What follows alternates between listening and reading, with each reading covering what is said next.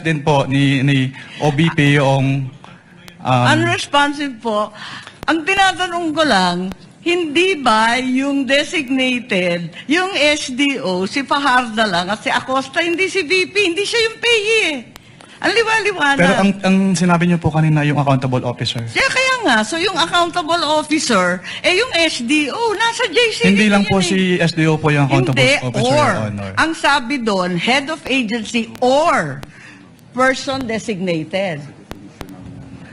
Oo, ang liwanag sa definition ng joint circular. Mag-yes or no ka lang, kanina ka pa inaaway mo ko lagi. Sorry po, Your Honor. Ginoong Pangulong Hukom, itutuloy ko lang yung tinatanong ko kanina dahil may nabanggit kayo ng presumption of misappropriation. Tama ba? For personal use. Based on the joint circular po, meron po. Oo, tama.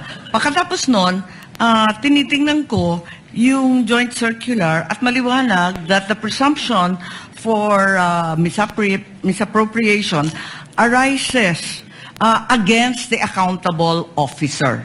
Di ba? Yes, Against the accountable officer.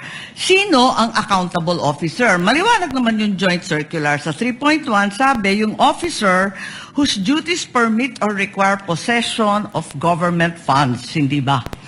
Based on the joint circular po, may ganyang provision. Oo. So yung SDO talaga, yung Special Disbursing Officer, has the possession, the custody. Tama yun, di ba? Yes po. O kung ganon, if the presumption na personal use, ayon sa 8.3 ng Joint Circular, failure of the accountable officer to liquidate any public funds is tantamount na nga to that presumption. Hindi Yes, po po. ba? Yes. So, ang tanong dito, sino ang accountable officer dito sa sitwasyon na to? Kasi ang liwaliwanag na hindi naman si Vice President ang payee. Hindi naman sinasabi na nasa kanya yung pera. Ang liwanag sa inyong joint circular that the Special Disbursing Officer is the one who was designated by the head of agency to have custody, di ba? And in the case of the OVP, si Acosta yon. In the case of DepEd, hindi ba si Fajarda yon? That is not entirely correct po, Your Honor. Because under the joint circular, it shall be the responsibility of the head of the agency first to approve yung cash advance. Pangalawa, to oversee yung agency-wide utilization. Pangatlo, to ensure compliance with the joint circular. And also po, inattest din po ni OBP yung Unresponsive po. Ang tinatanong ko lang, hindi ba yung designated, yung SDO, si Fajarda lang at si Acosta, hindi si VP, hindi siya yung PAYE eh.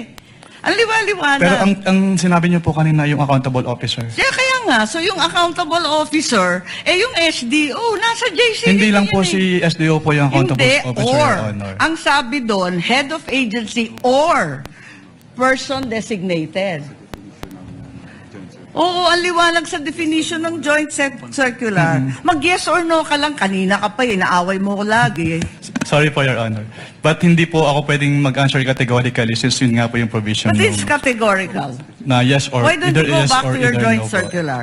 Yeah po. Kapag sinabi po kasing Doon categorical, sa it's either yes definition, po. ang or- liwaliwanag, SDO kapag na-designate ng head of office, di ba? But hindi po kasi doon na nalilimit lang yung term na accountable officer kasi may other provisions na applicable pa din po with respect to the term accountable officer. Asan? Kasi napakaliwanag doon sa definitions, pakaliwanag sa 8.3 ng joint circular. Yun nga po yung na-mention ko kanina. Interpretation na ninyo yun, Hindi pinapalawak po. ninyo andun eh. Head of office, Hindi head po of agency, or designated. Hindi po, Your Honor. Kasi yun nga po, nakalagay po doon sa... Sabi mo kanina yes, ngayon no naman. Wala po akong sinabing yes po, O Your sinabi Honor. mo kanina oo, SDO nga in charge. Sinabi ko lang po kung ano yung...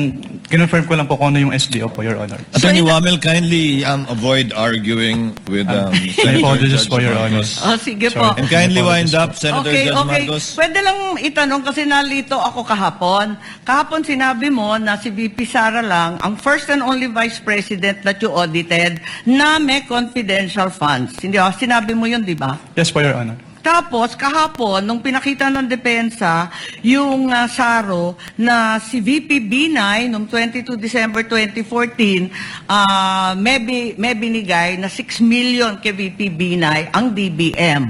Alin ba ang totoo sa dalawang sinabi mo magkatunggali?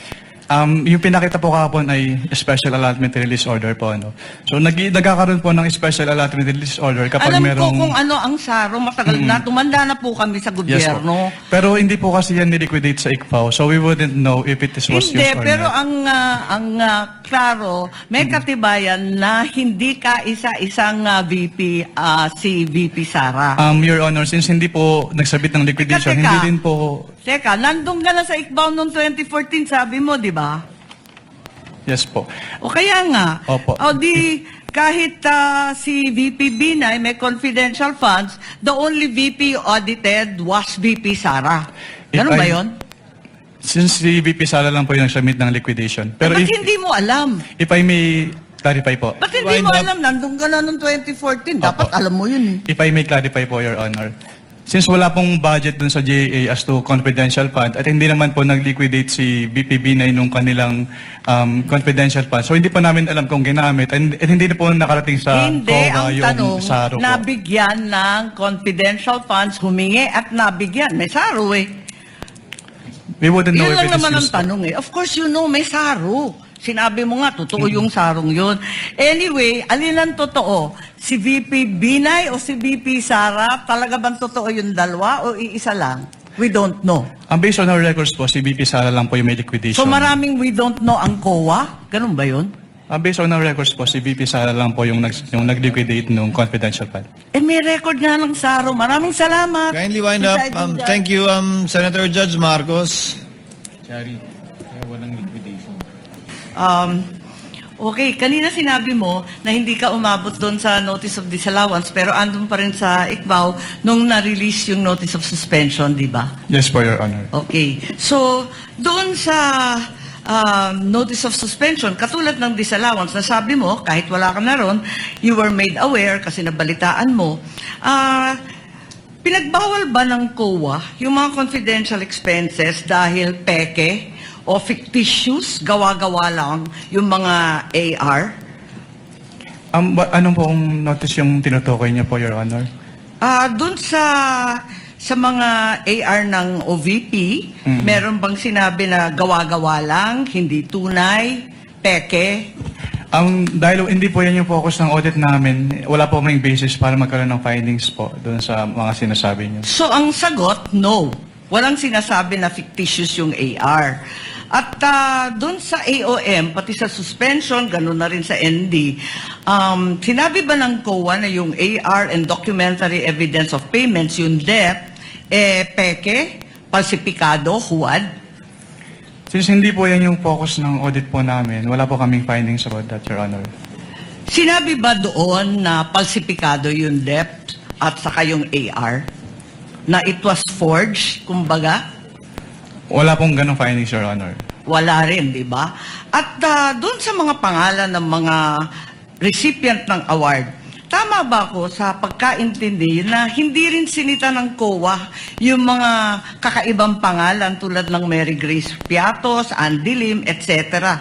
Ang sinabi at binanggit talaga ng COA ay yung mga datos na hindi tumutugma. Tama ba?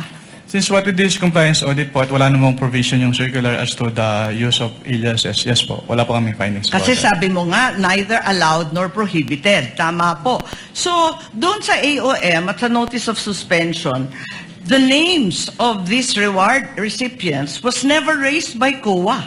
Di ba? Yes po. Tama. Dahil nangyayari talaga na kakaibang pangalan ang binibigay kapag confidential or intelligence fund. Kaya isa pang tanong ko, dun sa notice of suspension, pati na rin sa ND, ang pagkaintindi natin, final ba ito o hindi? Kapag sinabi po kasing notice of disallowance under the joint circular, meron na pong obligation to restitute agad. Tama, final siya sa COA.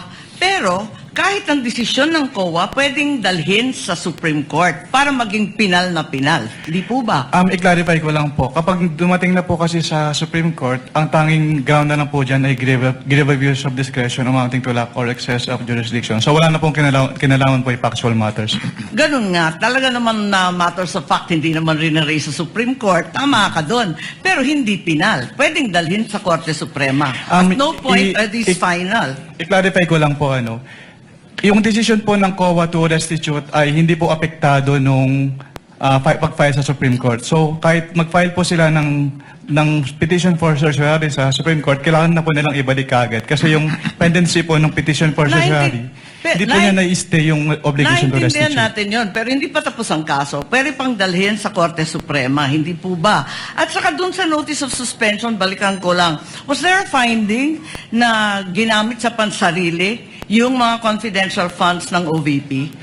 That is a presumption po under joint circular. Misappropriated ba yun? Kindly wrap up. That is a Senator presumption Judge po. Marcos. Hindi po kailangan directly sabihin kasi nagkaroon po ng presumption. Pero hindi sinabi. Sa madaling sabi, Pero dahil wala presumption talagang po siya, hindi po siya kailangan sabihin, Your Honor. Naintindihan ko, pero wala doon. Is there a COA finding na ninakaw ang confidential funds doon sa various AOMs and notice? Meron bang sinasabi doon na ninakaw? It was stolen? There is a prima facie evidence na nagamit po siya for personal use for benefit under the joint circular. Kaya nga. Kindly wrap up. Senator Judge Marcos is Yes, going to bail us I round am two. done, but I have questions kung may second round. There will be a round two, and I will register you, Senator Judge Marcos.